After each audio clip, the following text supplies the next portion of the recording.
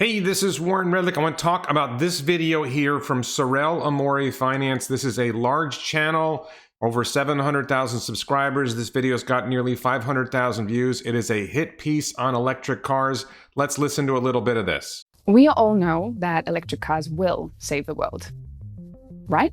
Well, not so fast. The electric car industry is worth $170 billion today, and it'll grow to almost $1 trillion a year by 2030. Notice the use of numbers out of context. How much is 170 billion a year? How much is $1 trillion a year? Is this a big number? What does this compare to? And notice the start of the dark music, the dark tone music, and the pace of her voice. There's no genuine substance behind this video. Let's go through it. Are you ready? Let's go. This is a hit piece, and you're going to see more of it now. Industry that claims to be driven by good intentions, but underneath, it's powered by greed, lies, and deception. And while Elon Musk is praised as a savior to the environmental movement, in reality, his industry has blood on its hands. You notice how the image of him became reddened and darkened, and there's this sinister tone, all of this sinister tone. Everything's sinister, everything's evil. We're going to get into cobalt now. Because it knowingly supports environmental destruction, as well as child labor and economic slavery. But these facts are often hidden or pushed to the side, so that makers of electric cars can continue to make an insane amount of money. An insane amount of money. And she makes Tesla the villain of the story. She makes Elon Musk the villain of the story. At the beginning, when we dive into her actual video, you're going to find out that General Motors is heavily promoting the new Hummer as a zero-emission car, but that claim isn't just misleading, it's actually a big fat lie. According to one study, driving the 9,000-pound electric Hummer just 1 mile puts out 341 grams of CO2, which is significantly more than basically every single petrol or diesel-powered sedan sold on the market today. Maybe there's not so much bad about Elon and Tesla, but let's start off with this darkened tone. Let's start off with this language. And throughout the video, she's going to ignore the efforts that Tesla makes to address the problems that she raises. She's not new. She's not innovative. This is all a bunch of BS that's been brought up by TSLAQ and other Elon haters and Tesla haters before. It's just repackaging the same kind of message that TSLAQ and Elon haters have been saying for years and put it behind a pretty face. Just like, I love to joke about this. It's just like Stephen Mark Ryan. This is just like Stephen Mark Ryan. You put a pretty face behind it. You use colorful imagery. You use a charismatic figure. I love picking on Stephen Mark Ryan. I really love Stephen Mark Ryan, but I just think it's funny to make that comparison. Well, let's start with who the hell is this? Sorelle Amore Finance is a YouTube channel. She has 747,000 subscribers. Some of her biggest videos have millions of views. One of them, the most evil financial lie of our time, has Elon Musk in the video, and it's not about Elon, it's about inflation. But let's stick Elon in a video because he's the villainous character we can depict. When I watched the video, it's about inflation, it's not about Elon. Elon has nothing to do with inflation. Elon's not causing inflation. But let's take a salacious image of Elon. You'll see very similar thumbnails, very similar tone throughout her videos. This is a woman who's making a ridiculous amount of, you make videos that get millions of views in the financial space, you make tons of money, and she's gonna make it like these evil, powerful financial people are making too much money and stealing from everybody else. You can see here, she describes herself as an Aussie entrepreneur who focuses on obtaining ultimate levels of freedom in every area of life, as an advocate for alternative and free living. She depicts herself in an attractive way. Frankly, she is attractive. Featured in numerous global media, traveled to 50 plus countries, travels full time, an investor in businesses, real estate, crypto, fine art, blah, blah, blah. You know, she's a critic of people who are successful in business. She's out criticizing other people who are successful in business. She's successful in business. You're going to see she's going to take shots at how Elon is unfair to the world's poor, or Tesla or the EV industry is unfair to the world's poor, while paying no attention to whatever impact her traveling to 50 countries, flying in jets, all the stuff that she does. Who knows how much she consumes, who knows how much of the minerals that are required are mined from poor countries and subjecting children to child slavery. She doesn't care about any of that stuff. She's just getting views. It's striking to see the pattern in her videos. You can see her thumbnails. She's got lots of views, 1 million views, 2 million views, sometimes less. Have a villainous character. She's got Klaus Schwab, she's got Joe Biden, she's got Greta Thunberg. I think that's Bill Gates. I can't even tell. You get all these villainous characters. She's on the other side with making a face in the camera. You can see she's got a really straightforward pattern in her thumbnails. This is a strategy by a YouTuber to get more clicks, and it works, and it's very successful. And I credit her for being a successful YouTuber. She is more successful than I am. Maybe I'll start following this pattern, and I'm probably going to need some makeup and better hairstyle. Maybe this hairstyle's not going to work. But that's the pattern. This is a successful businesswoman who is criticizing successful business people. Now we're going to get into the story a little bit more here, and you might be surprised to hear that apparently electric vehicles aren't as bad as they thought. Just watch the beginning and then watch how it changes and watch how she twists the story. How environmentally friendly an electric car is to run all depends on where its power comes from. In Iceland, for example, electric cars make a lot of sense, as the nation's entire power supply is renewable geothermal energy. But this isn't the case in Poland, where almost all energy comes from burning coal, meaning driving an electric car in Poland is about 10% worse than a petrol or diesel equivalent. On average, though, it is better to drive an electric car on a daily basis in most of the West. Wait. On average, it is better to... Why did you talk about Poland? Why did you bring up Poland? When the vast majority of countries, it's more efficient to drive an EV, why did you lead with Poland having so much coal and this is somehow a problem for the environment? It's obvious from your chart that electric vehicles are way more efficient. But for some reason, you led with Poland, a small country in Eastern Europe that is a relatively small part of the global economy. The vast majority of companies, it's more efficient, but you had to lead with the evil side of the story. Ridiculous. But here's the thing. In most cases, electric cars are better for the environment to drive on a daily basis, but compared to gas-powered cars, they are much worse in many other ways. She admits that electric vehicles are better than gas-powered cars on a daily basis, and then she comes up with, she's going to lead into this other story, they're worse in other ways.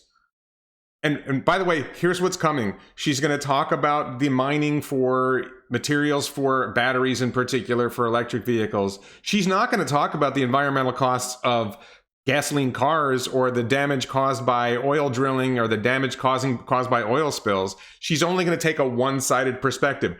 Are you surprised? And of course, you've got the dark music, you've got the sinister tone, but like she just admitted that EVs are radically better than gas cars on a daily basis. She just admitted it. And you just go back to this chart. Look at this. Like the vast majority of countries, EVs are radically better. It's crazy. It's crazy that they can spin. This is how spin works. Take a pretty face. I'm sorry. That's the only way I can put it. Take a pretty face, whether it's Stephen Mark Ryan or Sorelle Amore. You tell a story. You put a sinister tone on it, all this stuff. And this is what you get. And this is effective and people believe these lies because this is how propaganda works. Next, we're going to see a clip of Sorelle taking shots at EV efficiency, combining their manufacture with their life.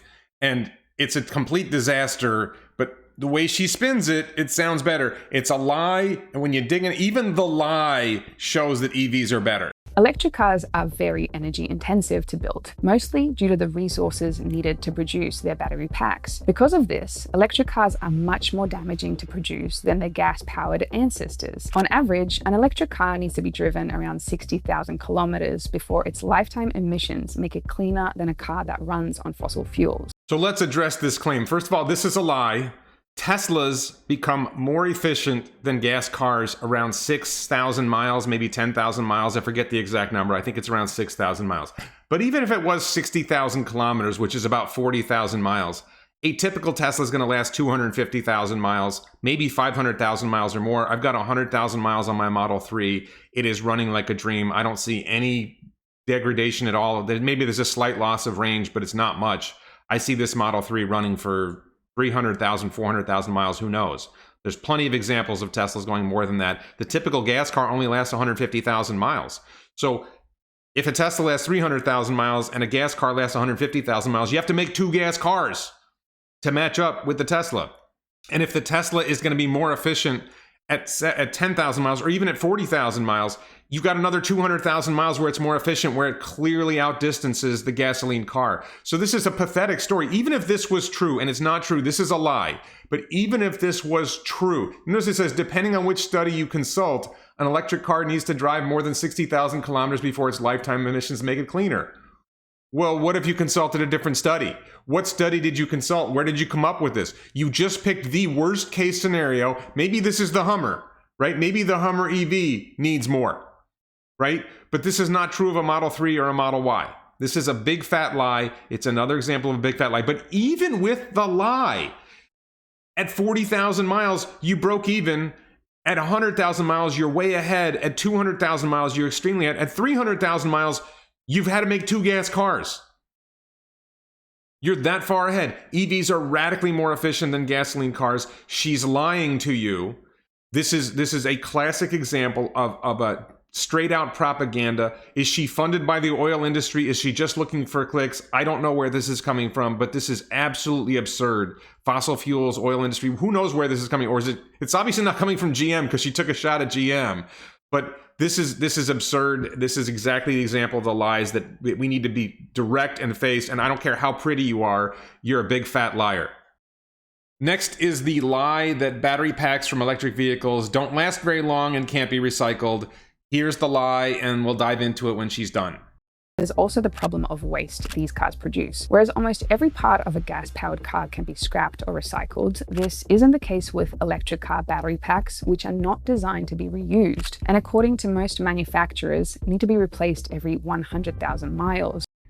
Notice the unsupported claim that gasoline cars are easily recycled fully. I don't think that's true. I've certainly seen lots of gasoline cars in lots of junkyards and whatever. I don't know that gasoline cars are that thoroughly recycled, but that's an unsupported claim in support of the fossil fuel and gasoline car industry. Who's funding her? This lie about electric vehicle battery packs only lasting 100,000 miles. It's ridiculous. I've got 100,000 miles on my Tesla Model 3. Car's doing great. I expect this car to get 200,000 miles easily on its battery pack, maybe 300,000 miles on its battery pack. Maybe more, we'll see. They're very much recyclable. You can see this in Tesla's impact report. You can see this in Redwood Materials working on battery recycling. Tesla claims that they recycle 97% of the materials in a battery when they do recycling. Sandy Munro backed up that these are going to be very, very recyclable. So this is an absolute unsupported lie, just more propaganda. Is the fossil fuel industry supporting Sorelle Amore finance? Where is she getting money? Who's paying her to do this? Is she just making up lies to get clicks and get a following?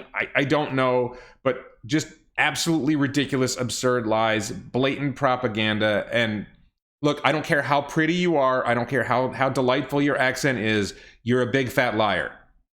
I'm going to be saying that a lot in this video. Just another quick clip. You can see she continues in this lie about batteries contributing to toxic waste problem. It's a complete and total lie. Ideas are being theorized on how to possibly reuse these batteries in the future, but for now, the millions of electric car battery packs being retired each year will just create tons of new toxic electronic waste. First of all, there aren't millions of electric car batteries being retired. There aren't that many electric cars. Tesla produced 1 million electric cars last year, and those cars aren't going to be retired for, on average, more than 10 years.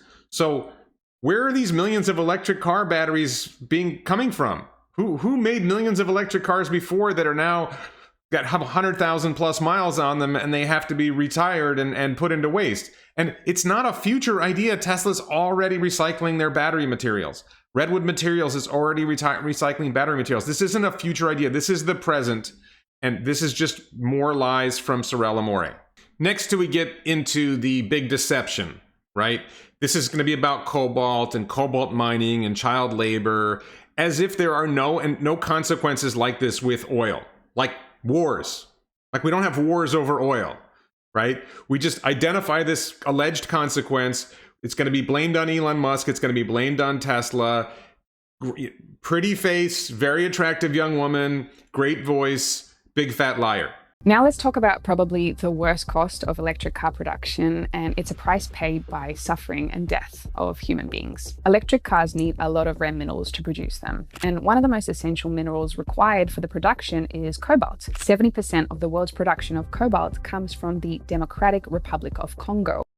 Now, it is true that cobalt is used in electric vehicle batteries, some electric vehicle batteries. There is one company in particular that is working very hard to get as much cobalt as possible out of the batteries, and it's Tesla. Tesla is shifting to lithium iron phosphate batteries, which do not require cobalt. They don't use cobalt at all. In Megapack Megapack has now gone completely lithium iron phosphate. Standard range Model 3s now are completely lithium iron phosphate. A lot of the vehicles that Tesla makes in China are lithium iron phosphate. And lithium iron phosphate does not use cobalt. Doesn't mention that at all.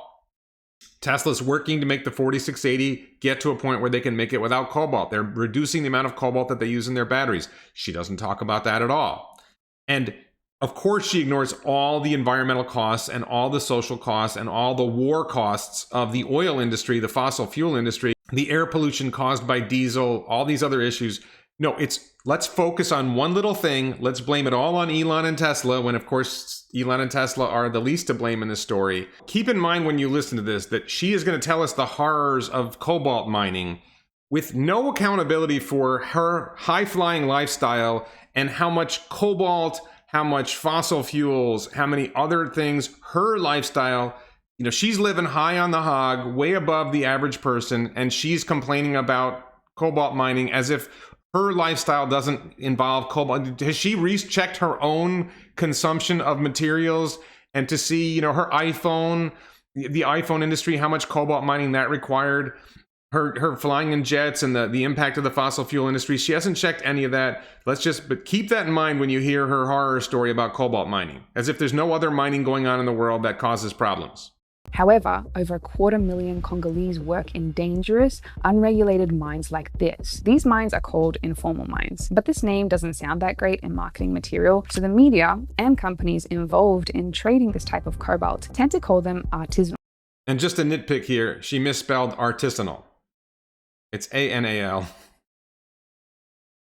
Maybe she doesn't like it when it's A-N-A-L, I don't know. Mines. Artisanal mines might have a lovely sounding name, but life working in them is horrific. Children as young as 6 years old are sent to them to mine cobalt to help provide income for their families. Many of these children will die in the process, either by being killed in tunnel collapses or because of deadly cobalt poisoning. Adults involved in cobalt mining also suffer terribly themselves, with exposure to toxic cobalt mining being linked to a myriad of diseases, as well as causing birth defects in children born to adults who work in the mines. So let's be clear, mining is bad. Mining causes problems for a lot of people. Cobalt mining, other mining causes problems for a lot of people. But you know, the way it's told, the horror, the suffering, the death, the birth defects, poor children, negative imagery, sure, great. All this is true. You can say this about anything. You can say this about anything. You could probably say this about farming. You can say this about vegetarians if you want. You can find a way to say this about it. You can find something negative in anything. And you can blow it up to this big thing. But I will ask you this question. We have been told endlessly climate change is the greatest threat to humanity. Are you willing to make any compromises to offset climate? I'm not a big believer in climate change, in the climate change story. But if you are a big believer in the climate change story, are you willing to make any compromises to address this big scary problem that we've been told about? I personally recognize we need to end our dependence on fossil fuels regardless of climate change. Electric vehicles are a great way to get there. It's making progress. And yes, there are going to be some bumps in the road on the way. There's going to be bumps in the road anyway. If we depend on fossil fuels, there's bumps in the road. We have wars over oil. There's death and suffering and children and birth defects and all kinds of bad things that happen from oil wars. She doesn't care about any of that. She cares about clicks and she cares about whoever's paying her to make this propaganda. You'll be happy to hear we're close to the end of this. She's about to hit the conclusion. She's going to keep spinning her lies and spinning her lies and spinning her lies.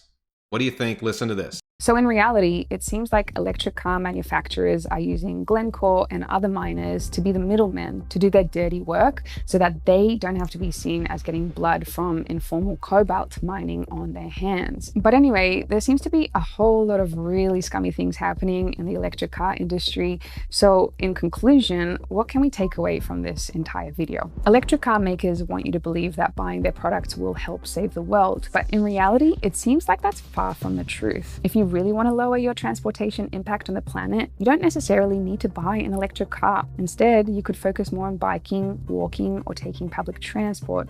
Biking, walking, or taking public transport. Her solution to this problem, she's going to criticize flying in jets when she just told you in her story that she's traveled over 50 countries.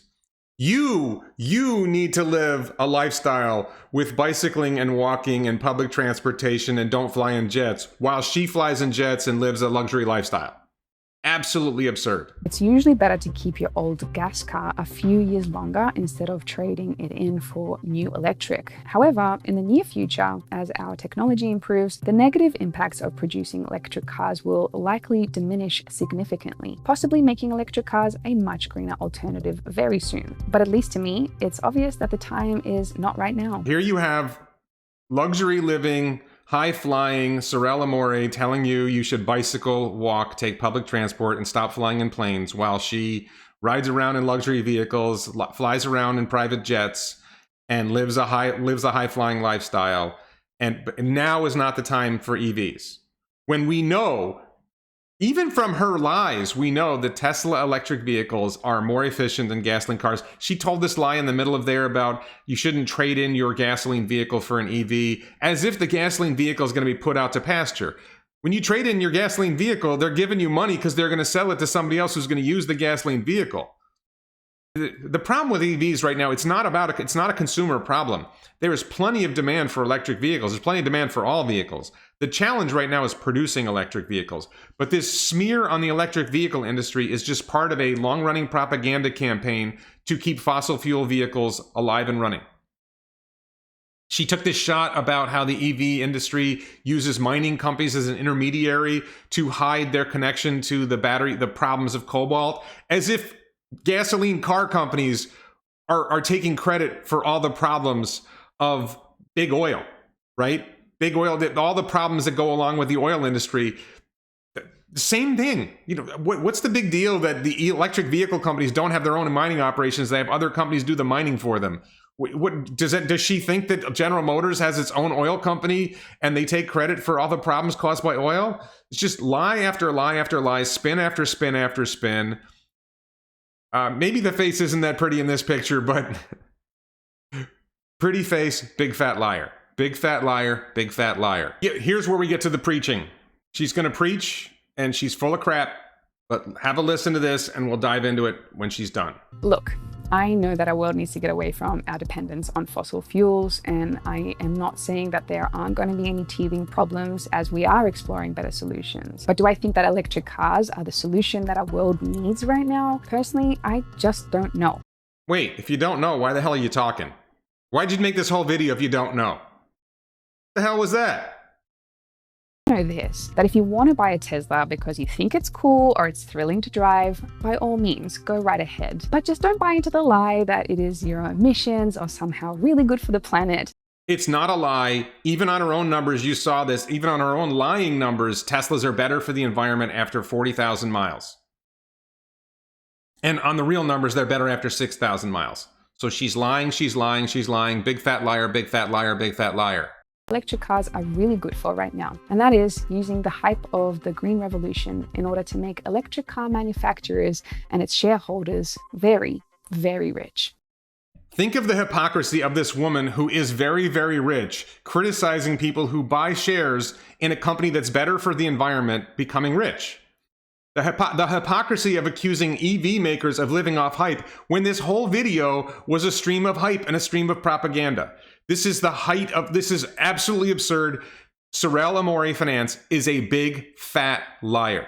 Sorelle Amore, you are a big fat liar. You want to have a conversation about this? I'm happy to have a conversation about this. You can hide behind your glossy videos, your high gloss, fancy lifestyle videos, and pretend you actually care about the environment and you care about society. You are a big fat liar. You should be ashamed of yourself. You're a disgrace.